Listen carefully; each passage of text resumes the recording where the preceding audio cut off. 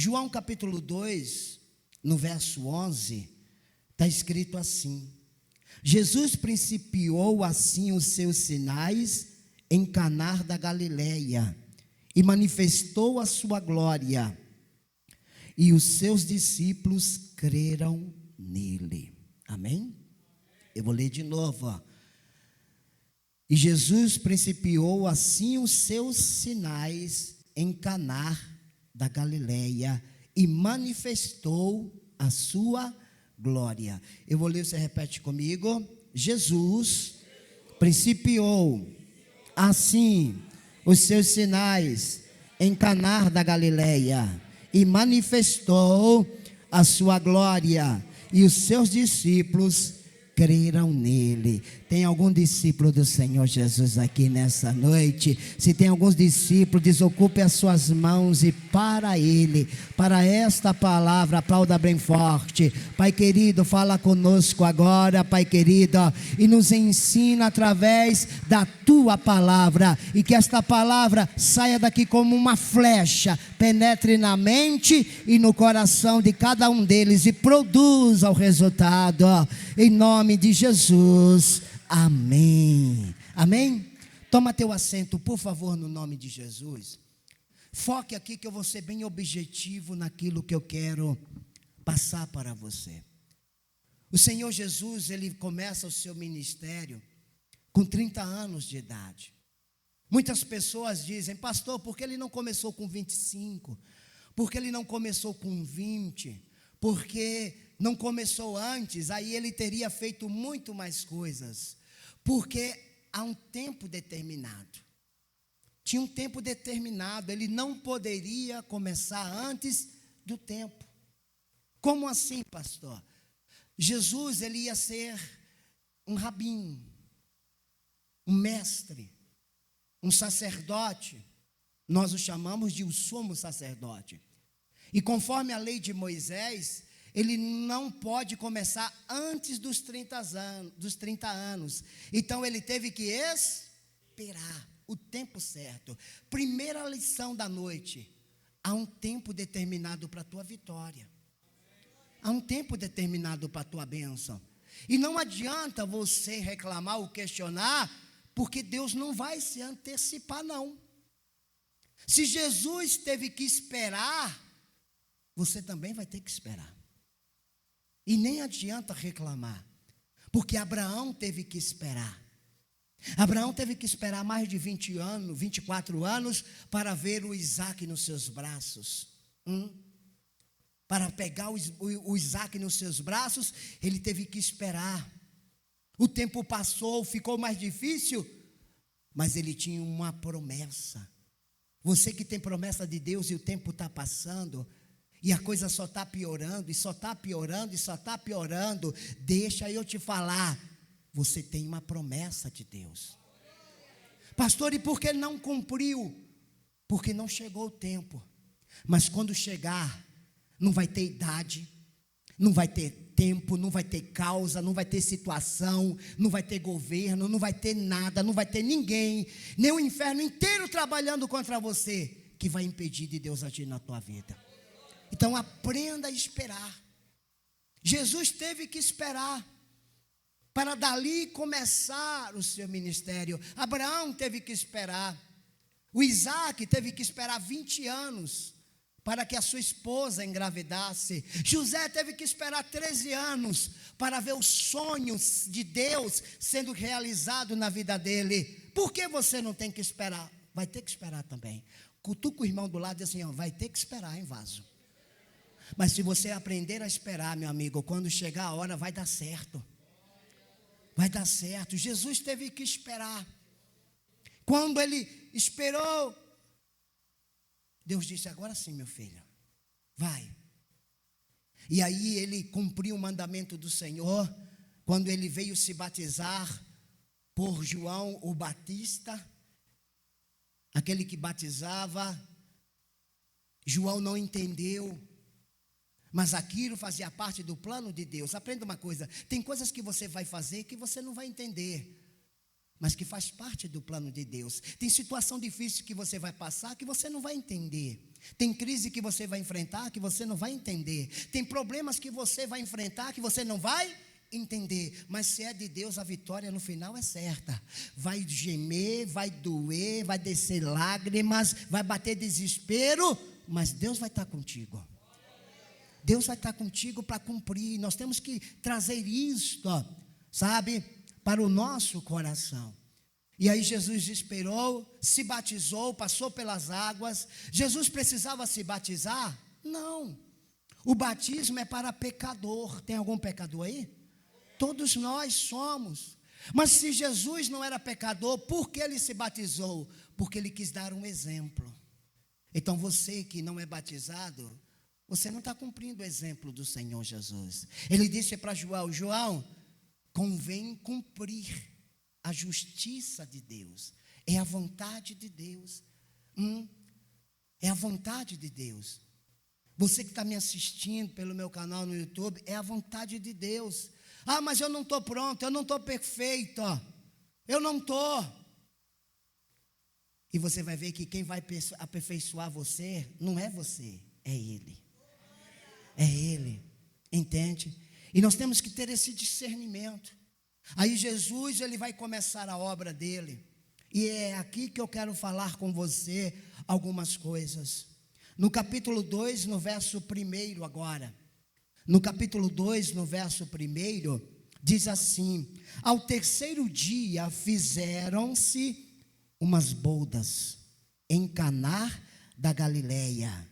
E estava ali a mãe de Jesus. As bodas eram o quê? Um casamento. Aí eu tenho uma pergunta para você.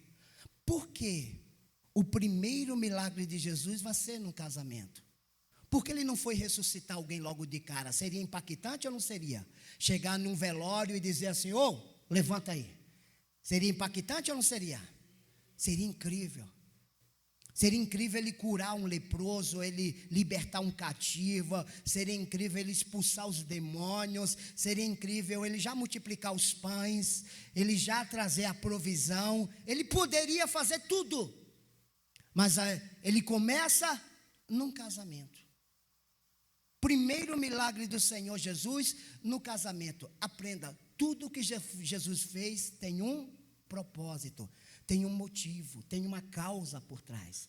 Ele sempre está pensando lá na frente. Enquanto você está pensando no agora, Jesus está na tua vida pensando lá na frente. Enquanto você só enxerga o agora, Jesus já está enxergando lá na frente. Enquanto você só fica pensando no teu presente, Jesus está olhando para o teu futuro maravilhoso. Ele vê isso lá na frente. Nós temos que começar a pensar como Jesus, a analisar, sabe, como Jesus. Mas por que num casamento ele começa a obra dele, pastor? Que aqui começa a obra dele. Por que ele vai começar logo num casamento? Apocalipse capítulo 19. Apocalipse capítulo 19, versículo 7. Por que, pastor? Porque a obra de Jesus vai começar no casamento na terra e vai terminar no casamento nos céus. Eu não sei você, mas eu vou estar lá. Não, só 3 irmãos vai comigo. Quem vai estar nesse casamento lá na glória? Diga: eu vou estar lá também. Põe isso no teu espírito, no teu coração. Então Jesus, ele está começando a obra na terra, mas ele tem que terminar lá nos céus. Ele começou a igreja na terra.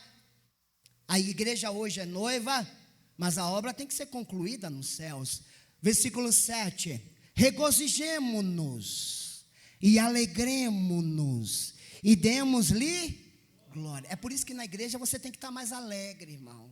Olha para a cara do irmão aí, vê se é a cara de alegria. Sangue de Jesus tem poder. É essa a tua cara de alegria? Meu Deus e meu Pai. A Bíblia diz: regozijemos, se alegre. E demos-lhe glória, porque vindas são as bodas do Cordeiro, e já a sua esposa se aprontou. Quem é essa esposa? Quem é essa esposa? Diga: a igreja. que aqui na terra é noiva, mas para completar a obra tem que subir nos céus para se tornar a esposa. Por isso que eu falei para você, eu vou estar lá. Nós, a igreja do Senhor, nós vamos estar lá, concluindo a obra do Senhor. Por isso que diz, olha, aqui na terra nós somos o quê? Noiva. E a noiva tem que estar bonitinha, hein? Quem já casou noiva aqui, bonitona? Alguém casou aí? É. Se arrumou? E se arrumou para quem? Para o noivo. É para o noivo, né?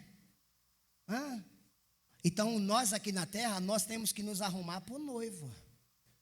Por isso que a gente aqui na terra não pode ser uma noiva bagunçada. Tem que ser uma noiva bem cuidada. Por isso que o Espírito Santo, ele vem cuidando da noiva do Senhor. Que ele é o bom amigo lá da história do Senhor Jesus. Versículo 8, ó. Versículo 8, ó. E foi-lhe dado que vestisse o quê? Linho fino. O que é esse linho fino? É uma roupa assim, pastor? É um linho bem melhor do que o linho egípcio? Muito melhor. E resplandecente, porque o linho fino é o quê? A justiça do santo. Essa roupa aqui é espiritual, é tremenda. Você vai chegar você vai estar no céu, na glória, quando a igreja subir, roupas novas, lindas. Os anjos vão dizer assim, quem é este, quem é essa? Pastor, vão falar isso? Vão, basta você ler os Salmos 24, aí vai assim, primeiro fala, quem é este? Diz assim, este é o Rei da Glória. E depois fala, e esta? Esta é a noiva. Nós vamos, quando a noiva entra, tudo não para? É ou não é? Assim será no céu, quando a noiva de Cristo, adornada, bonitona, que a igreja no céu vai parar para ver a noiva passar. Diga, eu vou estar lá. Ponha isso no teu espírito. Olha o que bom, olha o de bom que Deus tem para nós. Então vale a pena aguentar o tranco aqui na terra. O que Deus tem para a gente é muito grande, é muito lindo. Eu fico assim, viajando, quando eu leio as escrituras, andando pelas ruas de ouro. Eu sentado debaixo daquela árvore, comendo, oh glória, vendo o trono da glória, o fruto da vide comendo, oh que maravilha. É muito melhor do que qualquer coisa que você possa ter aqui nessa terra. Amém? Então, por que Jesus, vamos responder a pergunta? Hoje respondendo a pergunta, por que Jesus começou a sua obra no casamento? Porque ele vai terminar a obra no quê? No casamento. Amém? Segunda lição, versículo 2, para a gente ganhar tempo, ó. Versículo 2. E foi também convidado Jesus e os seus discípulos. O segredo aqui foi ter convidado Jesus para o casamento. Eles não sabiam o que ia acontecer, mas ainda bem que eles tinham convidado Jesus. É igual na sua vida, você quer ter uma vida abençoada aqui na terra? Vai ter luta, tá, irmão? Vai ter guerra, vai ter perturbação, vai ter tribulação. Por quê? Porque nós estamos no campo do inimigo, o mundo jaz no maligno, esse sistema é dominado pelo inferno. Esse mundo em si é dominado por ele, porque o Adão e a Eva deu autoridade para o diabo. Autoridade que Deus deu para Adão, Adão deu para o diabo, e o diabo tentou oferecer para Jesus, e Jesus recusou porque a glória de Deus era maior. Tudo que o diabo pode te oferecer aqui na terra, meu amigo, Deus tem dobrado, triplicado no céu para você. Deus tem dobrado e triplicado, sabe? E aí eles convidaram. Agora, se você quer ter os casados aqui, os que querem casar, se você quer ter um casamento abençoado, convide Jesus para o teu casamento. Porque se Jesus não estiver no teu casamento, meu amigo, a panela voa. O rolo de macarrão rola. O casamento é tudo tranquilo aí, os casais aí. Quem está casado aí, levante a mão, deixa eu ver os casados. Lá de trás também tem alguém casado. É tudo tranquilidade? Por que Jesus tem que estar no meio? Porque Jesus é o equilíbrio. Ele vai equilibrar as coisas. Se Jesus não estiver no casamento, cada um vai puxar para um lado. Por isso que tem tanto divórcio. Por que está tendo tanto divórcio? Um quer ir para a esquerda, outro quer ir para a direita. Um quer ir para frente, outro quer ir para trás. Um quer fazer uma coisa e o outro quer fazer outra. Vai rasgar no meio. Quando Jesus, que a sua palavra está no meio, fala assim, opa, vamos ver o que a palavra diz. Eu estou casado há mais de 30 anos. Casei era jovem. Pastor, e aí? Pensa numa baianinha braba. Mulher baixinha, meu irmão, é virada, é descendente de Lampião. Aí eu tive que botar Jesus no meio do negócio. Ainda tive que aprender umas lutas marciais aí para me defender. Mas o que tem equilibrado tudo é Jesus. Se você quer um casamento abençoado, Jesus tem que estar nele. Amém? Se você quer ter uma casa abençoada, você tem que convidar Jesus para a tua casa e expulsar tudo aquilo que não presta da tua casa. Você quer uma família abençoada, Jesus tem que estar no meio. Senão, meu amigo, não vai dar certo. O inimigo vai aproveitar as oportunidades e vai arrebentar com vocês. Se você quer um negócio crescer, quer prosperar, Jesus tem que estar no teu negócio. Chame Jesus. Eu sou assim, quando eu vou viajar, a primeira pessoa que eu ponho no carro é Jesus. Jesus, senta aqui comigo. Vamos comigo nessa viagem. Quando eu vou orar aqui nas madrugadas, nas cadeiras, nos bancos aí, eu falo, Jesus, senta aqui comigo. Quando você fala para Jesus estar, Ele está, porque Ele prometeu. Fala para o irmão, diz assim, Ele prometeu estar comigo, estar contigo, até a consumação dos séculos. Mas eu tenho que convidar Jesus. Se eu não convidar, Ele não vem. Por isso que Ele disse lá em Apocalipse 3, no versículo 20, não precisa colocar, Ele disse assim, eis que estou à porta e bato. Se alguém ouvir a minha voz, abrir a porta, eu entrarei. Está dizendo assim, se você abrir a porta me convidando para entrar, eu entro. E se Jesus entrar, meu amigo, Ele pode te ajudar a mudar tudo. Você vai ter força para vencer as lutas, os problemas, as guerras, a dificuldade. Jesus vai estar contigo em toda hora. Aleluia. Convide Jesus. Por quê? Porque o centurião romano teve um milagre, porque ele foi atrás de Jesus. E ele tinha tanta fé, que ele disse, Jesus, nem precisa entrar em casa, eu só preciso levar a tua palavra. Olha a fé desse homem. Que fé pura. Que fé tremenda. E ele levou a palavra, e o milagre aconteceu. Sabe o Jairo? O Jairo foi lá e convidou Jesus. Vamos, Jesus, lá em casa. A minha filha está morrendo, está muito doente. Mas aí, Jesus disse, eu vou. Mas aconteceu algo no meio do caminho. E Jesus ficou parado.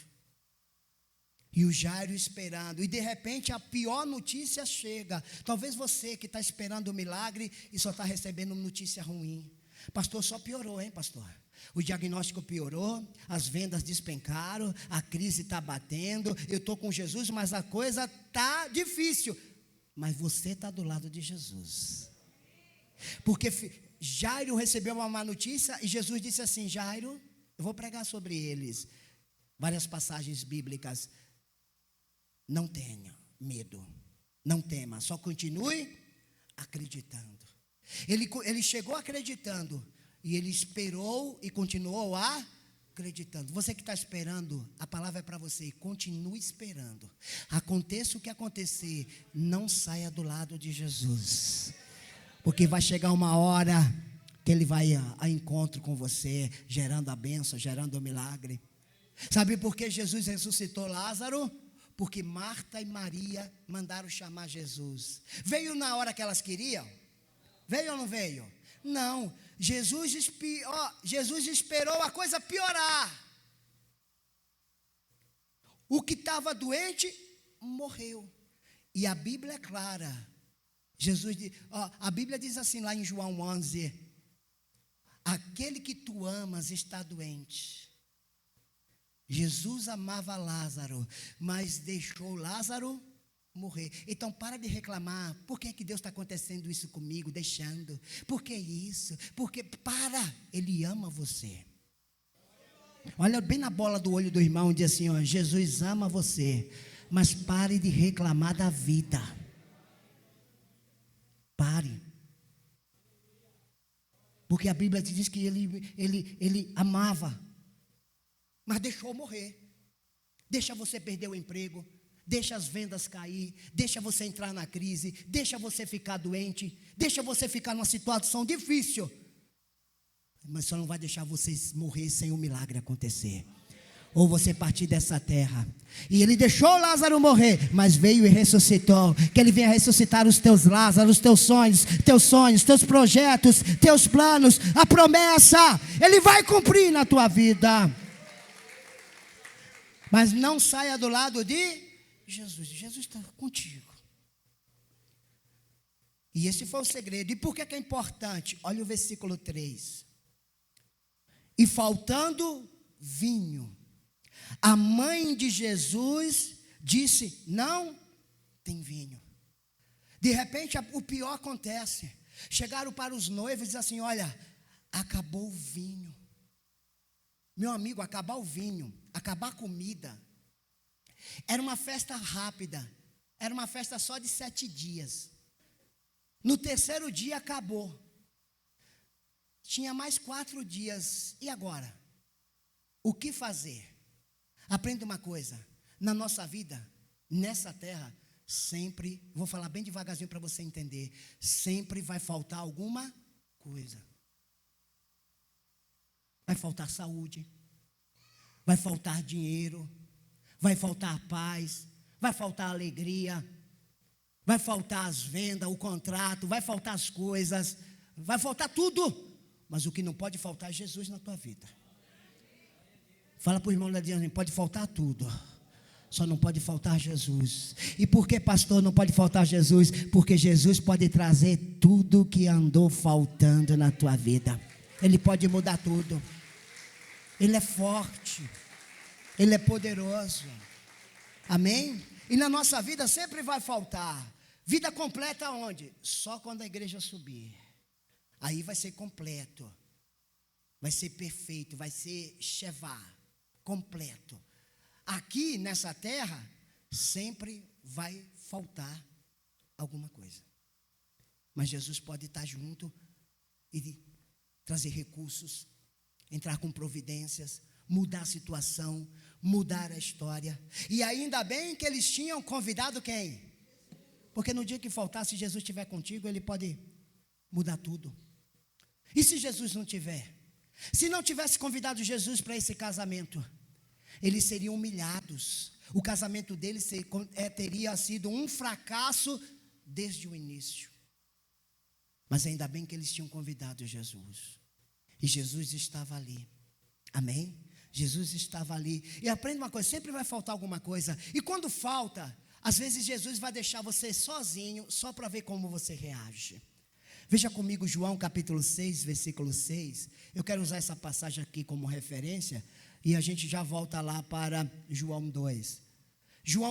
Jesus pregou uma palavra. O culto foi demorado, hein?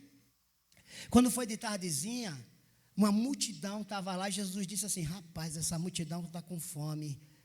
E ele olha para os discípulos assim, como é que vocês vão dar pão para eles comer?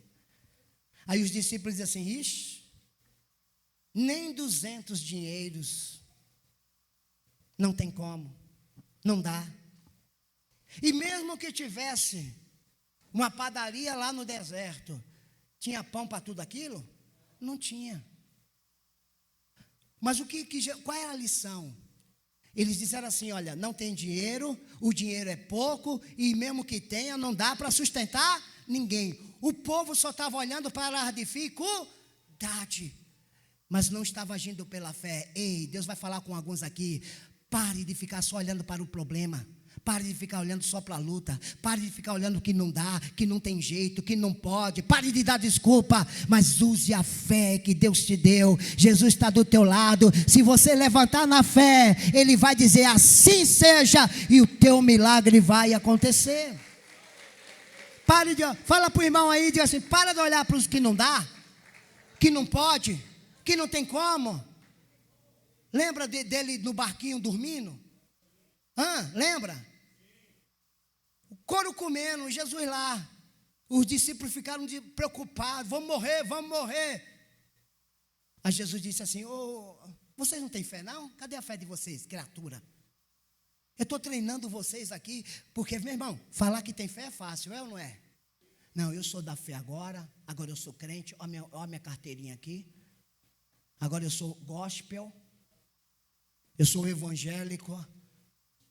Aí eu acho que Jeová fica assim, vou pôr na prova. Joga no deserto, meu Deus, eu não vou morrer. Aí vem uma tempestade, eu não aguento. Aí vem uma luta, misericórdia. Olha para o irmão do lado assim, não é você não, né, vaso? Ele quer que você reaja na fé.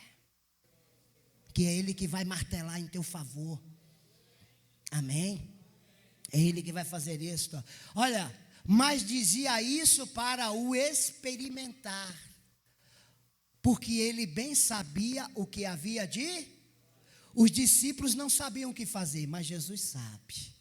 Ei, você chegou aqui hoje sem saber o que fazer essa semana, amanhã ou essa semana ou esse mês, você não sabe, mas ainda bem que você veio. Jesus manda te dar um recadinho, fica na fé, porque Ele sabe o que fazer e Ele vai abrir a porta certa na hora certa e o milagre vai acontecer para a glória do Senhor. Diga para o irmão do lado, aí diz assim, olha, Jesus sabe o que fazer. Ele sempre sabe o que fazer. Amém? Vamos ler o versículo 4 agora, de João 2. E disse-lhe Jesus, vamos ler o versículo 3? E faltando o vinho, a mãe de Jesus lhe disse, não tem vinho. Aí no versículo 4, começa uma conversa nível espiritual hard, mas quem não tem um conhecimento hard vai olhar para o probleminha. Aqui é uma conversa nível espiritual altíssimo. E disse-lhe Jesus, mulher, que tenho eu contigo? Ainda não é chegada a minha... Na conversa superficial, não parece que está brigando com a mãe? A mulher, ainda está desrespeitando a mãe? Não disse, Maria, mãe? Mulher, não dá a entender isso? Mulher, o que eu tenho contigo? Parece que ele está desrespeitando a mãe dele. Mas quando você estuda ali no original, no grego, a palavra, essa sequência, é o contrário. Por que ele não está desrespeitando ela, desonrando ela? Primeiro, se ele estivesse fazendo isso, ele estaria descumprindo um princípio de prosperidade, de bênção, que é honrará o seu pai e a mãe. Aprenda uma coisa, não seja duro com seu pai e sua mãe, se ele é ruim, se é difícil, se ele anda batendo em você, se a sua mãe grita com você e é uma pessoa ruim, você não tem que honrar ela por causa das ações, é porque ele é sua mãe e seu pai. Porque é seu pai e sua mãe, é honrar. Não é honrar. Aprenda a honrar. As pessoas não entendem a questão de honrar. Honrar não é que a pessoa merece em si, é a situação, é a condição. Lembra de Saul não estava querendo matar Davi? Estava ou não estava? Passou anos atrás de Davi. E Davi teve a oportunidade de se vingar de quem? De Saul. Mas ele disse lá em Samuel, quem sou eu para tocar no ungido do Senhor? Ele estava falando em Saul, no rei Saul? Não, ele falou na unção, porque Davi respeitava a unção. Sabe por que tem muita gente quebrando a cara? Filho se arrebentando, que não respeita mais o pai, não respeita mais a mãe, é desobediente. Filho que é desobediente, a vida é curta. Demora muito não.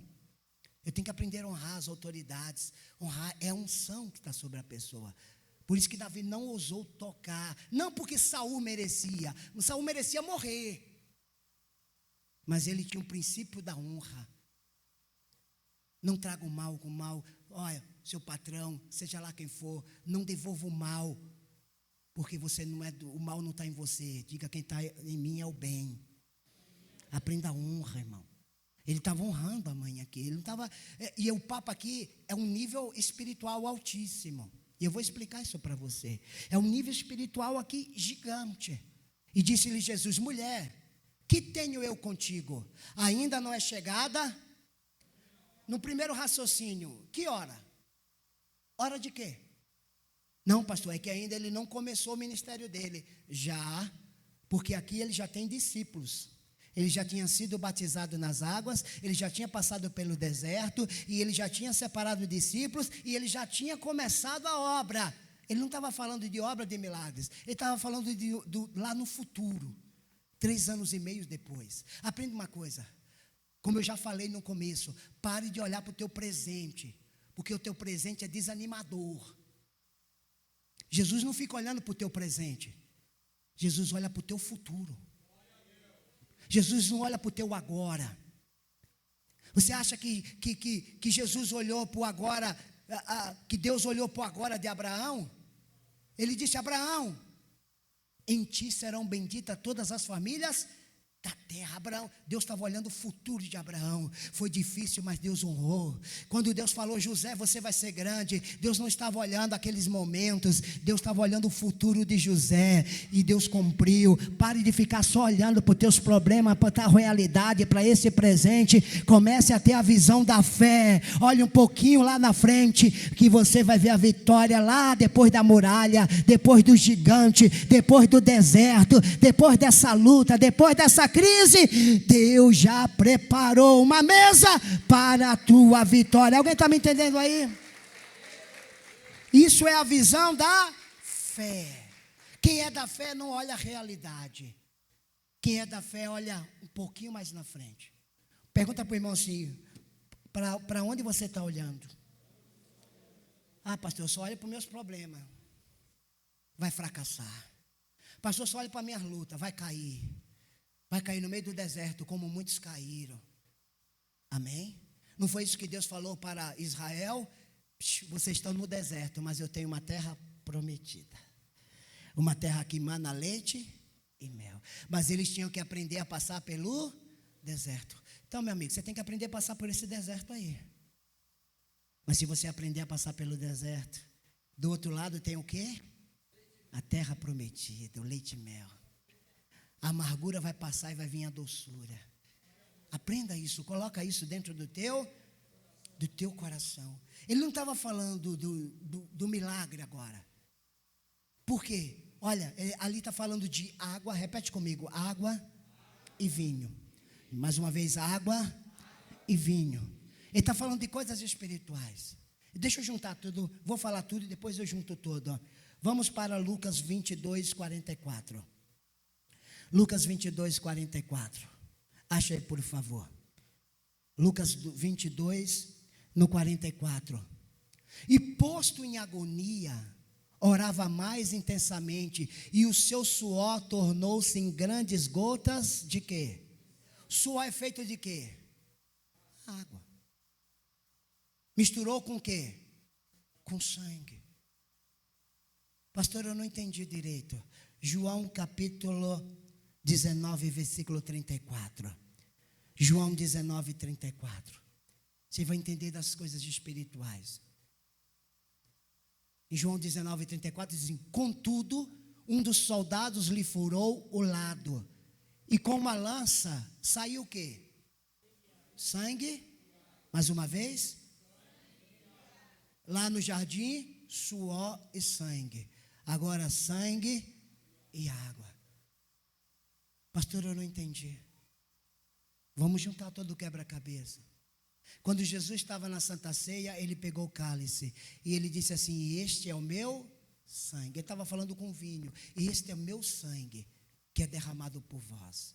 Bebei dele todos e fazei isso em memória de mim. Quando Jesus disse: não é minha hora, ele não estava falando, não é tempo de fazer milagre. Ei, eu não concluí a obra.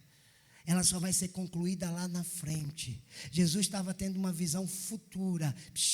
Ei, Deus, aquele que começou a obra na tua vida, não terminou ainda, mas aguenta o tranco, que na hora certa Ele vai terminar, e a obra será perfeita na sua vida. Porque, pastor, eu não entendi direito.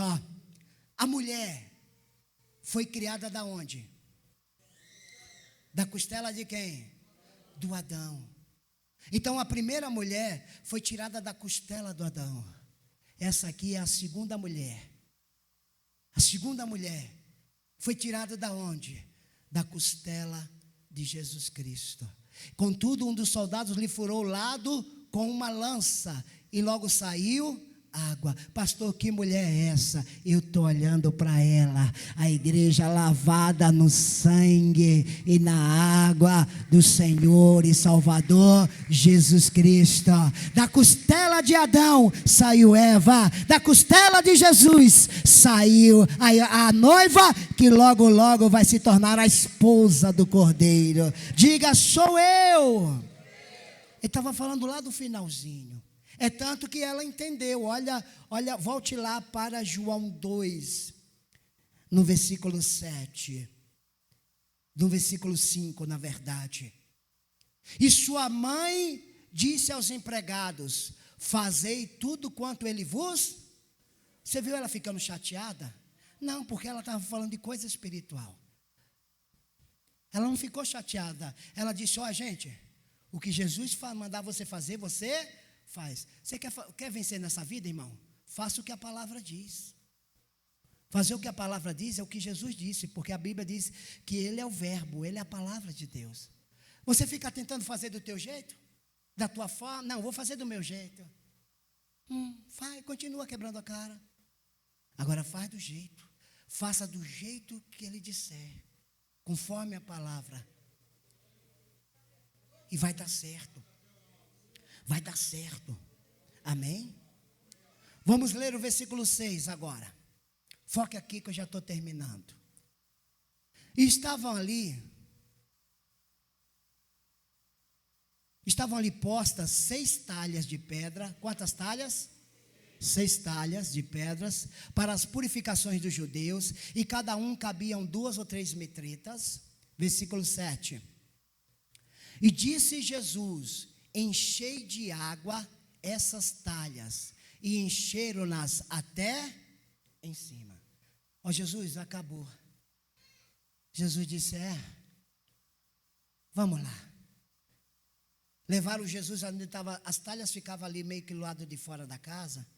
E era para, o judeu é o seguinte: ele chega, ele tem que lavar as mãos. Ele não come sem lavar as mãos, ele não faz nada sem lavar as mãos. Se você perceber, um judeu, ele nunca vai cumprimentar um brasileiro, um gentil. Ele nunca cumprimenta. Ser um gentil, qualquer nação, porque ele acha que nós somos amaldiçoados. Ele é a bênção. É assim que o judeu pensa.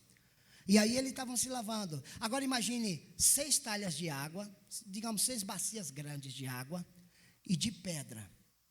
Aí o povo chegando e lavando as mãos. Como é que a água ia ficando? Suja. Então, 6 talhas de água.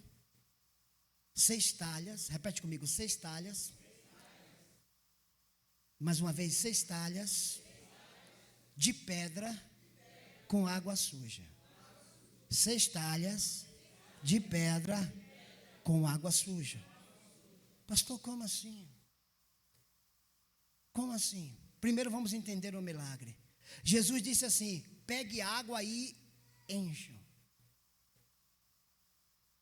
Jesus está usando o que tem na casa para o milagre. Aprenda uma coisa: você quer um milagre do Senhor? Ele vai usar o que você tem. Ele não vai usar o que você não tem.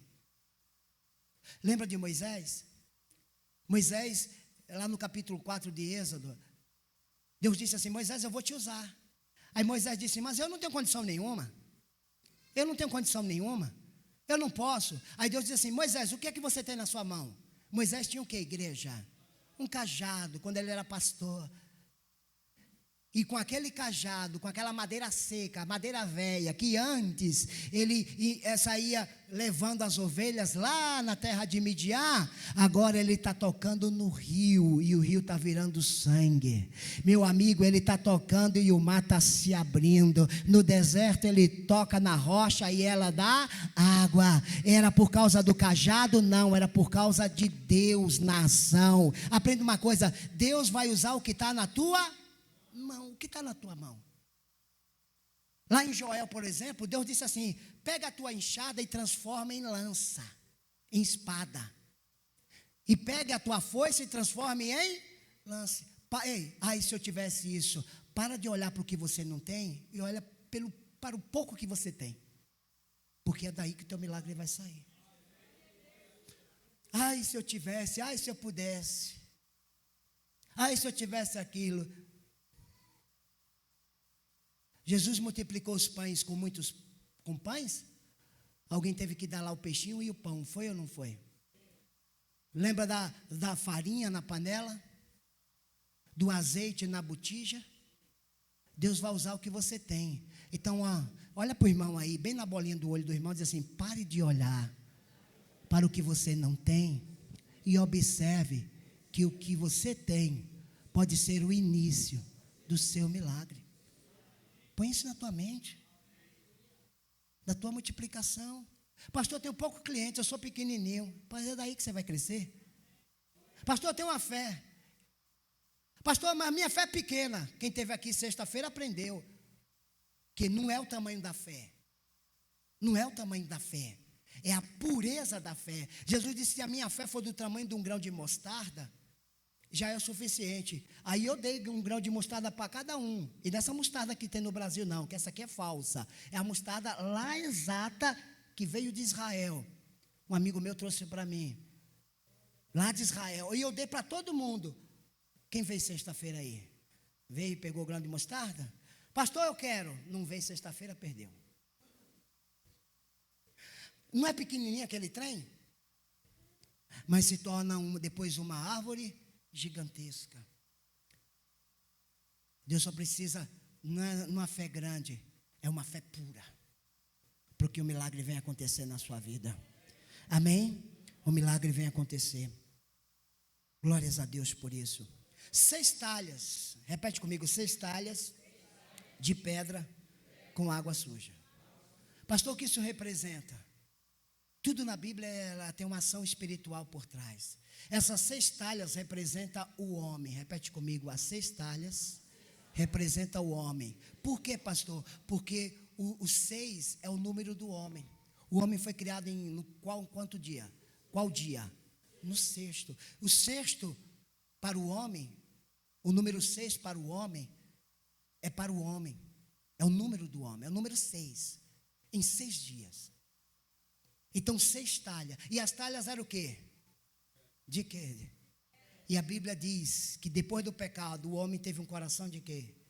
Olha para o coração do homem, coração de pedra aí, vaza. Porque tem uns aí que não é o coração não, é tudo que é de pedra, né? Uma pessoa dura. É tudo. Nós, por causa do pecado, ficamos duros, como pedra. E a pedra aqui representa a lei também. A lei escrita por Moisés, lá em Moisés, no Êxodo. Só que a água estava suja. É o religioso tentando se lavar a si mesmo, se limpar a si mesmo. Ele tentando se limpar a si mesmo.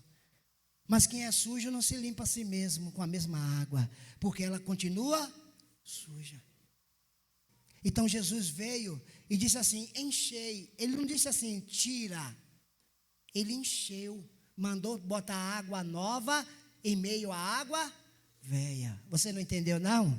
Um dia, meu amigo, você estava nesse mundo, aqui uma talha meia vazia e bem sujinha por causa do pecado, mas um dia Jesus entrou e mandou derramar a água pura do Espírito Santo de Deus, e Ele veio e se derramou sobre você, em meio a essa sujeira, em meio a essa água pura aí, o Senhor, fez uma transformação. Ele fez uma transformação em você. Amém? Você é essa talha, nós somos. Mas que na mão de Jesus tudo pode mudar. Aí eu tenho uma pergunta para você, antes de terminar. Jesus fez 600 litros de vinho embriagante? Pastor, 600? Uma metreta ainda está entre 80 e 120. Mas vamos botar 100. Se são 6 talhas, 100 litros cada uma, dá quantos litros? Aí eu vou perguntar para você, Jesus ia fazer 600 litros de vinho para todo mundo ficar chapado? Sair todo mundo cambaleando? Pastor, mas está escrito na Bíblia ou não está? Vinho, está ou não está? Cutuca o irmão aí que está cochilando, diz assim, acorda aí, vaso. Fala aí, o vinho novo está chegando. Tem que acordar os irmãos aí. Presta atenção. Será que Jesus fez vinho embriagante? Para todo mundo sair. Deixa eu botar você para pensar em uma coisa. Provérbios 20. Vamos ver o que a Bíblia fala sobre isso. Provérbios 20, verso 1. Verso 1. Vamos lá, já estou terminando. Você segura aí. O vinho é bom, né? O que é que a Bíblia diz aí? O vinho é escarnecedor. A bebida forte, alvoroçadora. E todo aquele que neles errar. Errar no quê? Aí eu tenho uma pergunta. A Bíblia diz que se errar na bebida, no vinho, é um erro. Então, se Jesus fez 600 litros de vinho, Jesus errou? Porque a Bíblia diz que Jesus errou. Mas será que ele errou? Agora aqui começa o espiritual, foca aqui. Então Jesus errou fazendo 600 litros de vinho? Então, se tem irmão aí que fala assim, não, pastor, eu bebo. Eu bebo porque Jesus bebia. Já vai tomar uma. Não é tomar uma não, viu? É tomar uma lapada agora. Vamos entender isso. Vamos primeiro na Bíblia. E todo aquele que neles errar, diga, é um erro. Aí eu pergunto, Jesus errou? Aí vou para a segunda pergunta. Nunca será? Então, se Jesus fez 600 litros de vinho, Jesus foi sábio? Foi ou não foi, igreja? Lógico que não, que a Bíblia diz que não. Eu prefiro acreditar na Bíblia. Pastor, o que é que ele fez? Pastor, tem uns irmãos aí que já estão se coçando. Ai, misericórdia, pastor. Não fala isso não, que eu gosto de um vinho. Eu já tenho umas garrafas lá em casa. Eita, está amarrado. O que eu quero mostrar para você aqui, que o vinho é escarnecedor, a bebida forte é avassaladora, e todo aquele que nele errar, nunca será sábio. Aí eu tenho uma pergunta, Jesus errou e Jesus não foi sábio? Como Jesus seria sábio fazendo 600 litros de vinho para todo mundo sair dali embriagado? O que precisa entender, vamos ler, vamos entender isso aqui para terminar. Versículo 8, lá de João 2.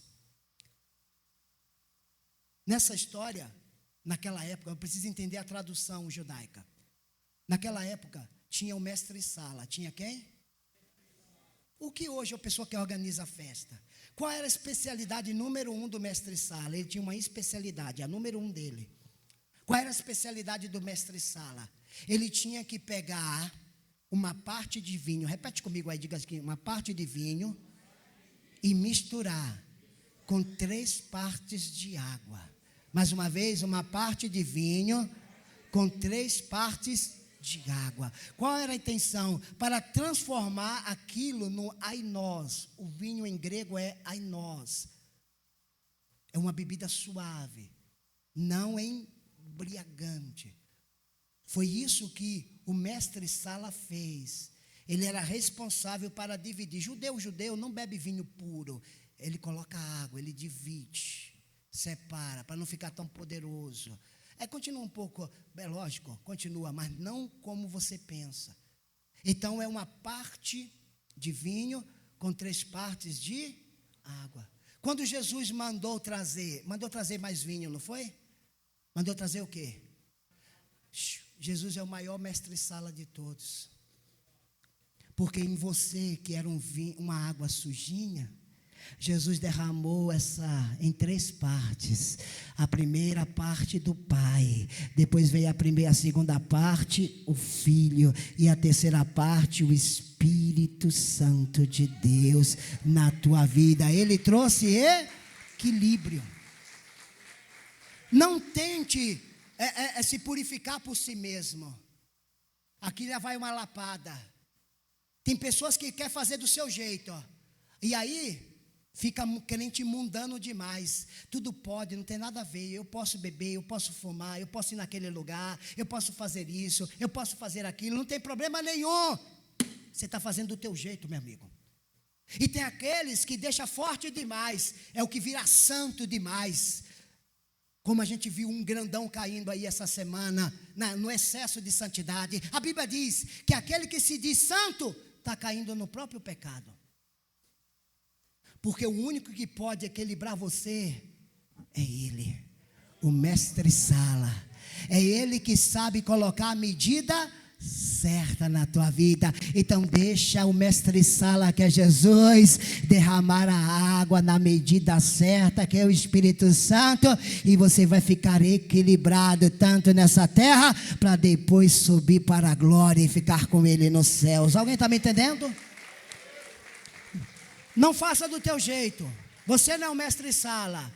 Tem gente que está mudando demais e tem gente que está santo demais. É Ele que sabe o melhor. É Ele que sabe o melhor. Amém?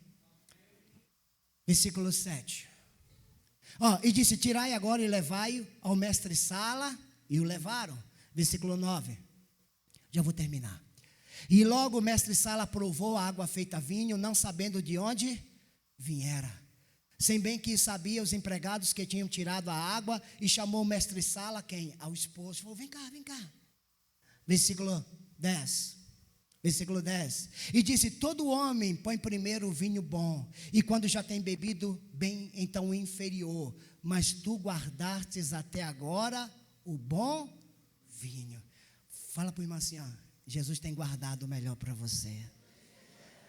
Com essa fé aí não vai chegar lá não. Diga assim: Jesus tem guardado o melhor para você. Diga assim: eu vou aguentar firme, porque Jesus tem guardado ainda nessa terra o melhor para mim. Você crê nisso? Consegue aplaudir o Senhor aí? Glória. Versículo 11, para terminar, versículo 11. E nós já vamos orar. Jesus principiou assim os seus sinais em Caná da Galileia e manifestou a sua glória, e os seus discípulos creram nele. Saia daqui crendo que Jesus vai iniciar um milagre na tua vida. E eu tenho certeza, toda água suja, tudo aquilo que não presta, tudo aquilo que não tem valor, Jesus vai transformar em um vinho novo, que é um tempo de paz, de bênção e alegria na sua vida, para a glória do seu nome.